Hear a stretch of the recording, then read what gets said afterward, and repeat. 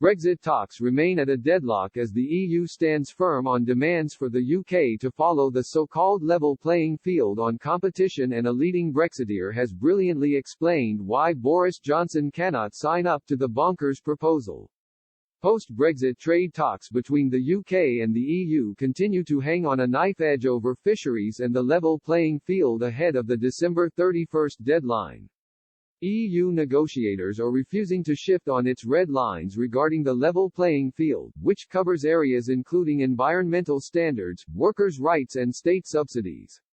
Brussels chiefs argue the mechanism to bound the UK to EU regulations is required to protect the EU single market and prevent firms gaining a competitive advantage in another country. Former Brexit Party MEP James Wells explained any post-Brexit deal should just cover trade based upon friendly cooperation and warned any oversight from the Court of Justice of the European Union (CJEU) will make it structurally difficult for the UK to compete.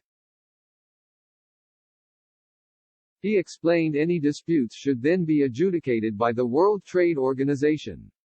The former member of the European Parliament for Wales said the UK should only need to follow EU regulations for exports to the EU market, but insisted if the UK cannot change EU law then the CJEU should not be able to intervene in domestic legislation. Speaking to Express, Mr. Wells also claimed it is a misconception that the EU has higher standards than the UK. He also pointed out another major flaw in the level playing field was if Britain raises its standards then the EU does not have to follow suit.